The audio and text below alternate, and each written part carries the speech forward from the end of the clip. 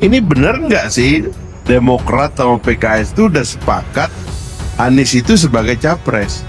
Kenapa belum dideklarasikan bahwa Anies adalah capresnya PKS? Usut punya usut, salah satu jawabannya adalah karena mereka itu maksudnya partainya barangkali itu mendukung sosok ini, dan barangkali bagi Gelora untuk mendukung Anies Baswedan agak pakewuh dengan PKS yang diperkirakan akan mendukung sosok Anies. Saudara Fahri Hamzah harusnya dan yang lain-lainnya harusnya menenangkan dan menyerahkan semua persoalan ini kepada yang berwajib, dalam hal ini kepolisian, bukan dengan menghasut dan memprovokasi masyarakat. FH dan FD yang merupakan pejabat tetap mempertahankan berita hoax.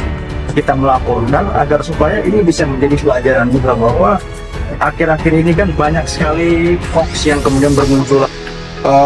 Ada dua momen besar, ya, perhelatan politik besar yang akan dihadapi oleh partai politik, termasuk PKS di dalamnya, ya, menghadapi pemilu legislatif dan menghadapi pemilu presiden. Kita tahu di Indonesia ini untuk jadi presiden, wakil presiden, bahkan jadi bupati, wali kota, mustahil tanpa dukung besar. Pemilih Anies itu sebarannya merata, sebaran pemilih partainya. Pemilih Anies memilih PKS itu 18,2%. Pemilih Anies yang memilih Nasdem 16%. Pemilih Anies yang memilih Demokrat 9%. Nah, ini yang kemudian menunjukkan bahwa jadi yang paling besar splitnya itu memang di pemilih Anies. Artinya apa? Ini positif sebetulnya. Kalau Anies seandainya tidak diusung dari data temuan kita, tidak diusung pun oleh Koalisi Perubahan atau Koalisi Indonesia Bersatu, peluang segmen spektrum dia diusung oleh partai lain itu masih terbuka. Saya mendapatkan kehormatan untuk bisa berjalan bersama dalam perjalanan mendaki yang mungkin terjal, yang mungkin belum ada peta rutenya, tapi perjalanan ini adalah perjalanan yang akan dicatat oleh sejarah di Republik Indonesia. Anies terjun bebas di survei terbaru.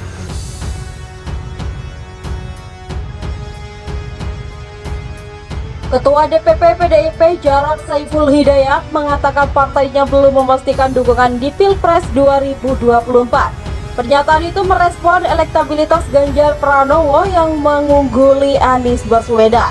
Versi survei Lembaga Survei Indonesia, Jarod menyampaikan PDIP tak hanya punya Ganjar untuk 2024.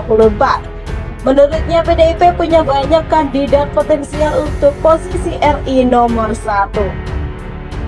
Pak Ganjar itu adalah kader PDI Perjuangan yang sekarang tugasnya menjadi Gubernur Jawa Tengah, tetapi kita harus tahu di PDIP ada banyak tugas selain Pak Ganjar.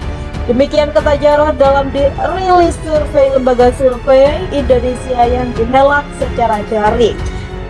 Meski begitu, Jarod menyampaikan peluang Ganjar masih terbuka. Ia mengatakan kesempatan itu ditentukan oleh seberapa jauh Ganjar meningkatkan elektabilitas hingga 2024. Jarod berkata PDIP membuka peluang bagi semua pihak untuk maju di Pilpres 2024. Namun dukungan baru akan dibahas jelang pemilihan.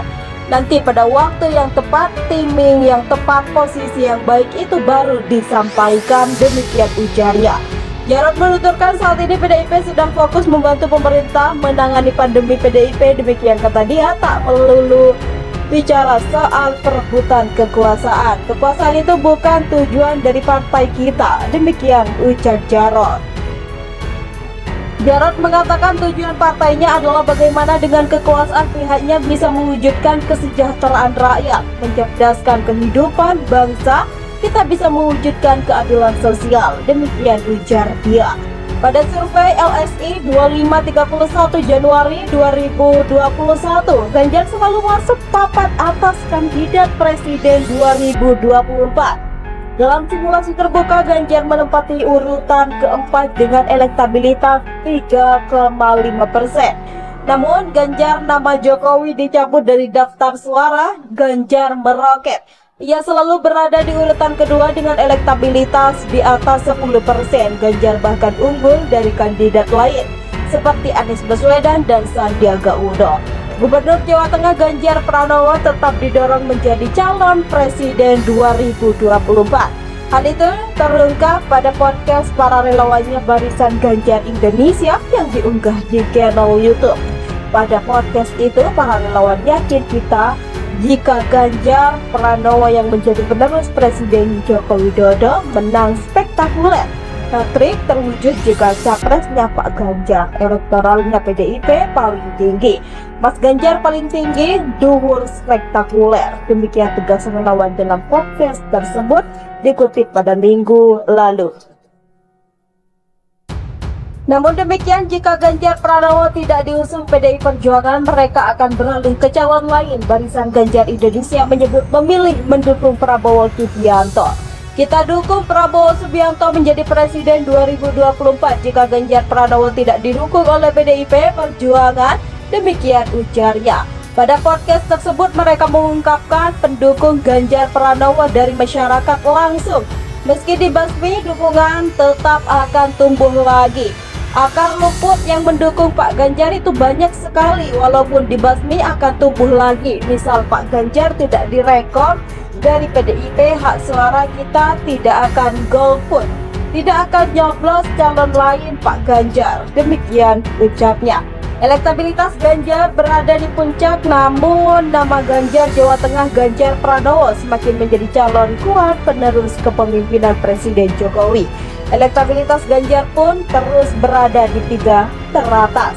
Jika PDIP tak berikan rekomendasi Capres 2024 ke Ganjar Pranowo, relawan ancaman akan beralih mendukung Prabowo Subianto. Tanggapan layar podcast yang dilakukan Barisan Ganjar Indonesia. Dilihat dari tren elektabilitas, Dendik menilai RK dan Sandi mengalami pelemahan sepanjang tahun 2024.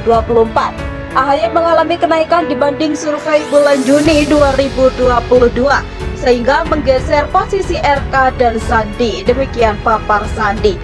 Berbeda dengan Puan Maharani 3,0% dan Airlangga Hartarto, meskipun elektabilitas rendah tetapi memimpin partai politik. Demikian kata Dendik. Survei Polmetrik Indonesia dilakukan pada 17-22 Oktober 2022 kepada 2.000 responden mewakili 34 provinsi. Metode survei adalah multi-stage random sampling. Dengan margin of error, survei sebesar kurang lebih 2,2% dan pada tingkat kepercayaan 95%.